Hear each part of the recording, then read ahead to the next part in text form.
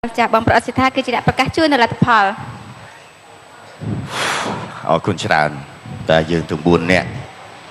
ពិភាក្សាគ្នាយ៉ាងយកចិត្តទុកដាក់ជាទីបំផុតនៅក្នុងការវិតម្លៃទៅលើប្អូនទាំងពីររូបជាការពិតគួរឲ្យស្ដាយដែរនៅក្នុងវិញ្ញាសាចម្រៀងយើងបានបាត់បង់បេក្ខជនចំនួន2រូបបេក្ខនារី1រូបបេក្ខជន1រូបដែលបោះបង់ចោលការប្រឡង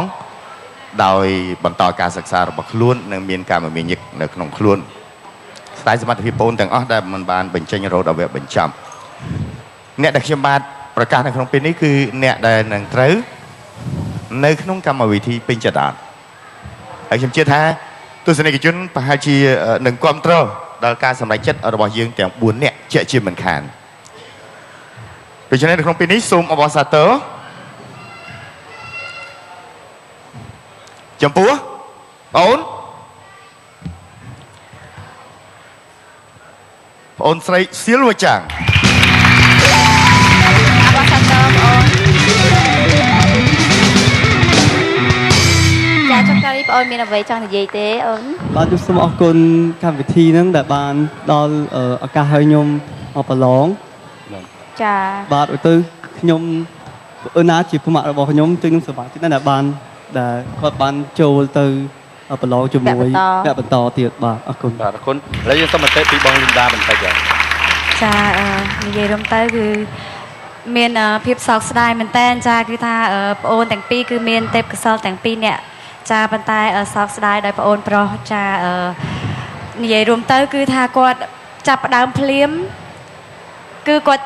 ច្រៀងអត់ត្រូវតង់ចាហើយយើងមកដល់ដូចថាវគ្គផ្ដាច់ព្រាត់ទៅហើយម្ល៉េះហើយយើងត្រូវតែបញ្ចេញសមត្ថភាពយើងទាំងអស់ក្នុងថ្ងៃហ្នឹងទៅហើយដល់ពេលអញ្ចឹងទៅសោកស្ដាយចំពោះប្អូនតែប្អូនខំប្រឹងហាត់ណាព្រោះប្អូនមានទេពកោសល្យចាសូមអរគុណច្រើនចាអរគុណជួយពរឲ្យ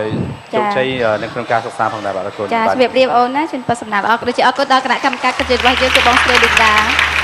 បាទសូមអរគុណសម្រាប់ក្រុមការងាររបស់យើងដែលបានចូលរួមកម្មវិធីពេញចិត្តឬអស់របស់យើងជាពិសេសបងសេដ្ឋាបងតូបងចម្រុងបងលីដាតារាកាយោទាំងអស់ដែលបានចូលរួមកម្មវិធីរបស់យើងវគ្គទី2របស់យើងនៅចាប់ផ្ដើមនៅក្នុងពេលឆាប់នេះផងដែរដូច្នេះទូចូលរបស់យើងកុំភ្លេចបញ្ជាក់ចូលសប្តាហ៍អញ្ចឹងគឺរង្វាន់លេខ1 $1000 ជាងគឺលើសពី1000អាចដាក់ពាក្យបានតាមរយៈគេហទំព័រ mytv.com.kh ឬក៏អាចមកទទួលពាក្យបាននៅស្ថានីយ៍ទូរទស្សន៍ mytv រិស័យកៅព័ត៌មានបន្ថែម078 555 882សូមបញ្ជាក់មួយទៀតគឺជំនាញសម្រាប់វគ្គ2គឺយើងអត់ប្រកាន់ឲ្យតែមានសមត្ថភាពសេចក្តីក្លាហានអាចចូលរួមកម្មវិធីរបស់យើងបានហើយយើងនឹងជួបគ្នានៅថ្ងៃស្អែកជាបន្តក្នុងកម្មវិធី Mr. Miss Talk Show ជជែកកំសាន្តលក្ខណៈ complain គឺនៅថ្ងៃអាទិត្យវេលាម៉ោង 9 រហូតដល់ម៉ោង 10 យប់ចាយើងទាំងពីរអ្នកដូចគ្នាចាអរគុណសម្រាប់ការគាំទ្រយើងខ្ញុំទាំងពីរអ្នកសូមអរគុណសូមជម្រាបលា